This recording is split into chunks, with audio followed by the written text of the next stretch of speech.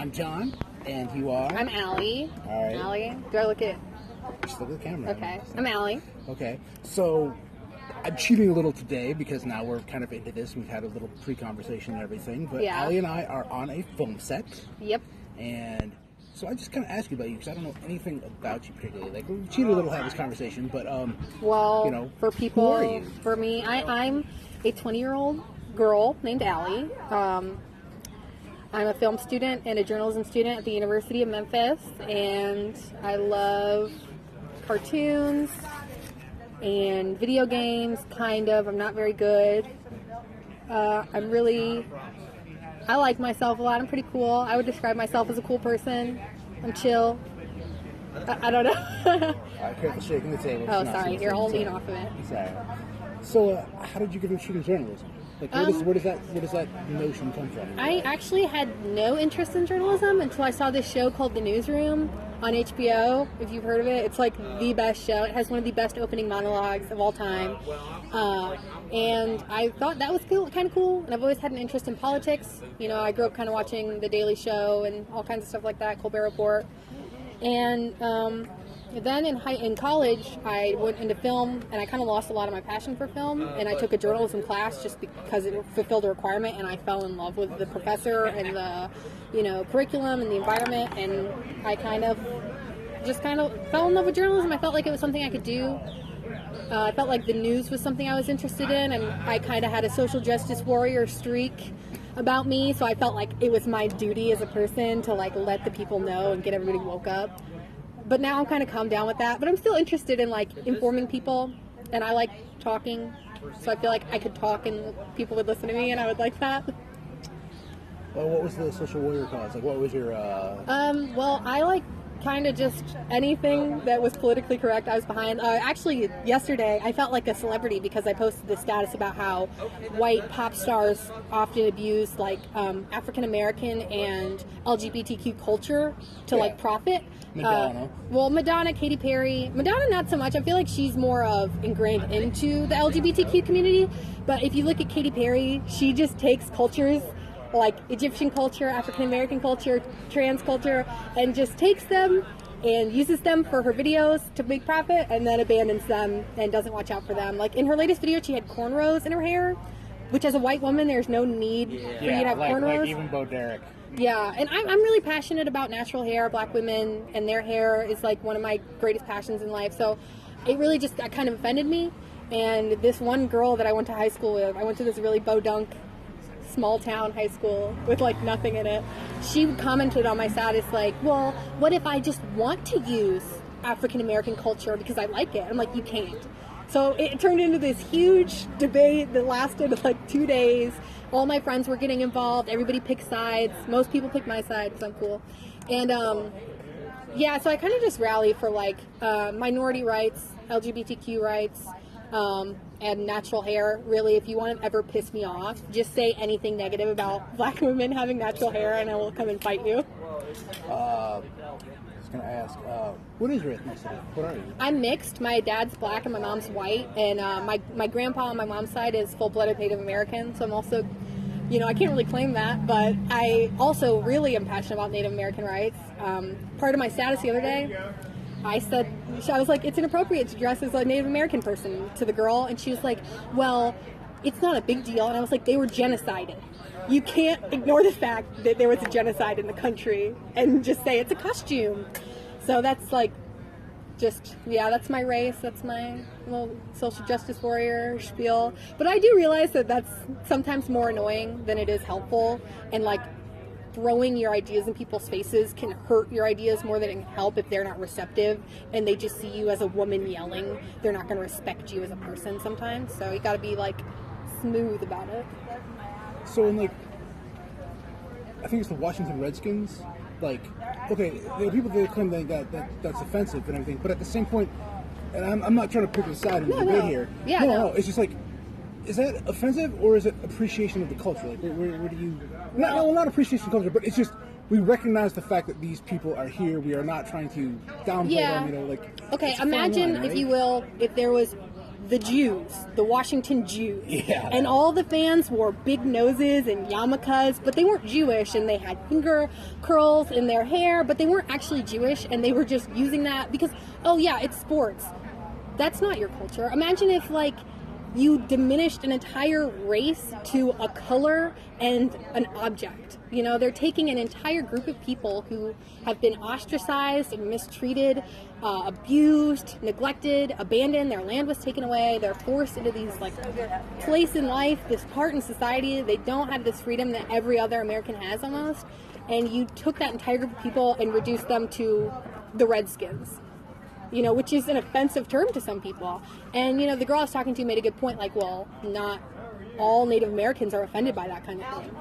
And yeah, not all of them are, but I think, you know, this is all my opinion, but I think to me that's offensive, and to the people I know that's offensive. And, like, if it were up to me, it would not be the Washington Redskins. And if it were, you know, just, I feel like that ostracizes so many people, and it's not going to hurt someone to not be that way. Yeah. I mean, a lot of people do have a lot of pride in their sports teams, and I don't really understand that because I don't have that passion for sports, but I do have passions for things. And if someone tried to take that away from me, I'd be really sad. Like, but if, you know, Harry Potter reinforced, like, genocide idealistics and, you know, just diminished an entire group of people to nothing but an idea that was for my benefit and hurt others, like, I wouldn't celebrate it as much as I do, but it doesn't do that. The things I celebrate don't hurt others, I like to think. If someone were ever to be like, hey, that thing you're doing hurts me and my group, I would, you know, think about that and understand them and listen to them, but I don't think that's what the Washington Redskins fans do. I think they're just so proud of their team and proud of themselves that they don't care that they're hurting others, and that's, like, kind of the problem I see. Let's make this a little happier at this point. Sorry. No. It's totally fine. But, like, what's your happiest memory in life? What's the happiest thought you've got right now that springs to mind? I don't know. My life's pretty fun a lot. My happiest memory, I don't know. I have a lot. I guess I can give you one. Is high school. My senior year of high school, I did theater in high school because, you know, I'm crazy like that. And my senior year, we were closing the show. Our last show, it was me and my three best friends, Will, Trini, and Jordan. We were all the leads, and it was like the show just ended and wrapped, and we were all on stage, and our director was there. And we all just laid down on the set that I had worked for months to build, tirelessly, 12-foot flats, to build this set and paint it. And we were just laying there holding hands, crying, and it was just so happy to be with those people and be on that set that I'm, like, still immensely proud of, even though it didn't look the best, like, looking back. I was just so happy with my friends and on stage and performing and, you know, kind of relishing in the fact that we were all together. It was so nice. Have you seen a lot of theater productions, like professional theater productions? Yeah, I've seen a few. I haven't in a while. You know, mostly I did high school theater, so it wasn't the biggest deal. And since I've come to Memphis, I've been really busy. I'm trying to think of the last show I saw. I saw Bad Jews recently, which is a play about a Jewish family, and the oldest brother is trying to marry a woman who's not Jewish, and their grandfather just died, and it's kind of about this whole family coming together and talking about, you know, their culture and, like, different things they all do, different ways that people from the Jewish culture, like, celebrate their ancestry and how that they're all kind of right, like how they you know, cherish their culture to them is all right. And it was really cool and really funny and interesting, and the lead actress was really pretty, so it's just a fun show. You're kind of back in the whole political thing to a certain degree. Like, is there any, like, major political story that you consider, like, well, what do you consider to be, like, the big political story of, like, history? You know? The biggest political story of history? Yeah. Like, in terms of, like, U.S. politics. Like, U.S. what's politics? What's, like, the big story? I would say that, I feel like I'm being... interviewed? Yeah. Well, there has been a recent event that I disagree with, and it has to do... Did you guys smoke a cigarette? I don't have any cigarettes. I'm smoking my last one, actually. These are not ours, so I don't know whose those are. But the latest political thing that I, like, feel like has affected every American equally is the election of our Grand President Trump. Okay. I don't like to call him president. But the guy of Donald Trump, I feel like him and his decisions lately, I've been following them very closely. And they're very upsetting to me, and I feel like it's going to be a grand mark on America's history. Not a great mark, but a big one, and it's going to be looked back on a lot, and people are going to examine this time in history a lot.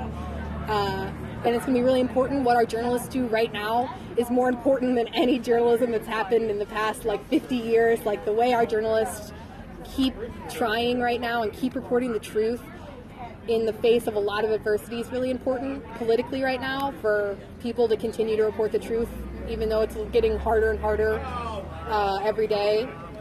So, do you think Dwayne Johnson should run? I'm sorry, what? Do you think Dwayne "The Rock" Johnson should run? Yes, I do. I heard about that today. Yes. Him and Tom Hanks. There was a bit on SNL, but I believe he is sort of considering the possibility of I running. think The Rock is a friendly guy. He was in Moana, and I love Moana. Favorite movie. Well, I'd like to hear his political views before... Yeah, that's true. Yeah. I feel like he's probably a liberal, which, newsflash, if you didn't know, aligns with my ideology. And if he's not, then I probably won't support him. But, yeah, I support that. I feel like if Donald Trump can be president, then really anyone can be. That's the truest testament to anyone in this country can be president, is Donald Trump becoming president. I heard about The Rock saying he might run and everything, but as far as my support goes, I'd have to hear his political views and all that first, and what he want to accomplish and how he'd go about that first. So that's just me. True. Agreed. But I'm trying to think of a good follow-up to this, and I don't really have one of this. I try to stay away from religion and politics. Just as a general concept. That totally. Me too, honestly. But in terms of journalism, the print journalism industry is pretty much in a lot of trouble. That is not true. Fun fact I learned this year: newspapers are the most profitable form of media outside of online media. When it comes to how much is spent versus how much is made, they don't make as much as movies, music, or television. Print journalism is not dying. It's changing. A lot of it's moving online, but print journalism is not dead. Please stop thinking it's dead. Every city in America has a local paper. Every small town has a newspaper that its citizens read. Just because you don't read the New York Times doesn't mean that no one in your town's reading the Herald. Print journalism is not dead. Please, if you have any interest in writing or your community, if you want to know what's going on in your community that's going to affect you tomorrow, read the local paper. Watch the local news, because every news story you see, every major national news story you see, comes from an article written in the newspaper. Those reporters on TV don't do the same amount of journalism as as newspaper writers. It is so dangerous that people think newspaper and print media are dying. They're not dying. I say that it's dying just because of my actual hometown experience, where it's they used to run Monday through Sunday, and now it's Monday, Wednesday, I think Friday, and then Sunday. Because they don't make enough. Yeah, some people aren't making enough, and I think that applies to Like back in the day, they used to do 2 newspapers in one day. Yeah, that is true, and I think that the thing is it can seem like that based on where you are, based on where you live and what's going on in your specific town, but every small town, every large town, every place in at least this country has a newspaper, and I think it's pretty cool that that's still something we have. And a lot of it, the major newspapers that aren't in the small town areas, are moving online, and that's good too, because it just reaches more people. But I don't think it's going to be a long time before there are no more newspapers or newspapers dead. I want to work at a newspaper. I feel like that'd be so fun. I just love it, and I don't really read the newspaper that much. I read our campus paper and sometimes the Memphis paper, and I have the New York Times on my phone. Keep up with that, but yeah, just pick a paper and read it. It's not dead. Don't worry about it dying. That's silly. All right, well, we're down to our last 30 seconds. Is there anything you want to promote, plug?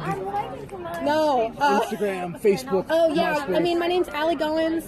You can find me at Ally the Avenger on Instagram. I think just search that. You'll find me. I'm cool. Follow me on Instagram. Bye. Cool.